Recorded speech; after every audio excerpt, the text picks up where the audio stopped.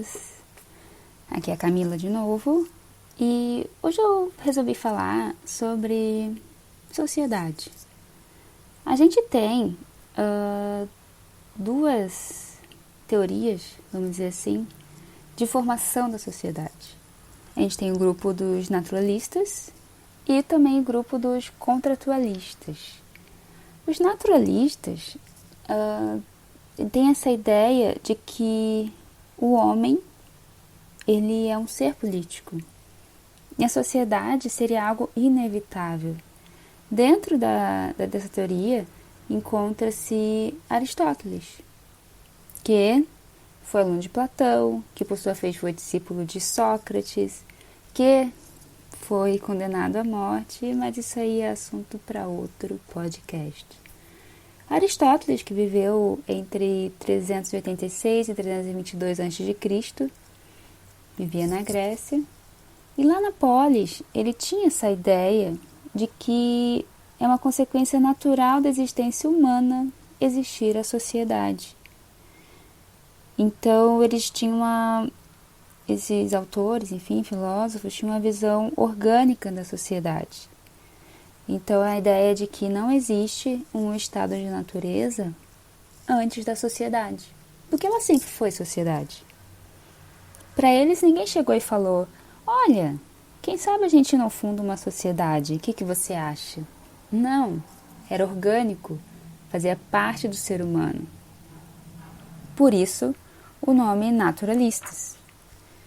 Por outro lado, isso bem mais para frente, lá entre os séculos XV e XVIII, surgiram três dos principais contratualistas, que geralmente a gente pesquisa assim, a gente encontra: Hobbes, Locke e Rousseau.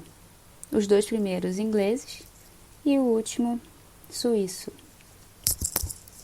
Bem, eles acreditavam que sim, o homem viveu em um estado de natureza e ocorreu uma organização da sociedade por meio de um contrato social. Por isso a gente chama de visão mecânica. E esse contrato social era um acordo de vontades, vamos dizer assim, entre a população e o Estado, cada um da sua maneira, né? Cada um desses três autores propôs uma finalidade do Estado. Por exemplo, Hobbes propunha que o Estado tinha que manter a paz. Essa era a função do Estado. Bem resumido aqui, tá, gente? Locke, essa ideia do Estado liberal, que ele tinha que proteger a propriedade privada das pessoas, enfim.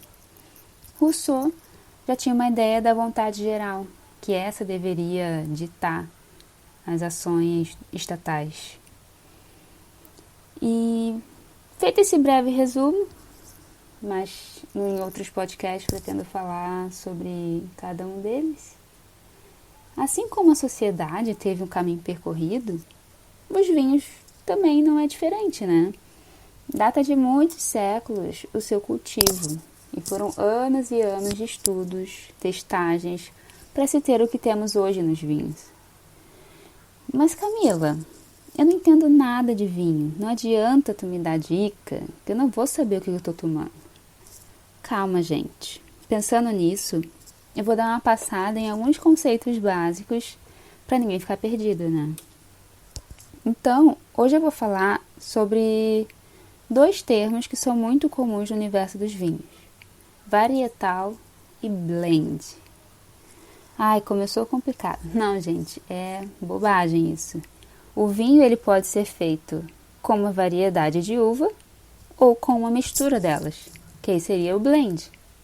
Mistura, do inglês, blend, e varietal, vem de variedade. Geralmente, depende da legislação de cada país, ao menos 75% de um varietal deve ser da mesma casta. E só para saber um pouco a sua origem, né? Séculos atrás, os produtores lá do Velho Mundo rotulavam seus vinhos apenas com o nome das regiões e com o nome da propriedade. Com isso, dificilmente as pessoas conseguiam identificar as uvas que estavam tomando, né? E, bem depois também, no Novo Mundo, mais precisamente nos Estados Unidos, lançaram uma estratégia competitiva de colocar o nome das uvas nas garrafas. E então, em 1976, houve o famoso julgamento de Paris, que, resumindo, foram contrapostos numa degustação às cegas alguns dos vinhos franceses mais clássicos contra bons vinhos californianos. O resultado parecia óbvio, né? Tanto que a mídia, a imprensa, ninguém quis cobrir. Só um jornalista cobriu essa degustação. Então, surpreendeu todo mundo o resultado, porque a degustação se tornou a mais importante do século XX, porque os vinhos californianos venceram. Ganharam na degustação às cegas. E então, essa ideia de colocar o nome das uvas nas garrafas foi difundida ainda mais em torno do mundo. Então, é basicamente essa diferença entre blend e varietal. Tá, Camila, eu entendi. Mas qual que é o melhor? Aí eu vou te dizer, gente, depende. Tem vinhos varietais e blends que são maravilhosos. Só degustando para saber qual mais vai interessar. Gostaram das dicas? Me deem um retorno e a gente se fala.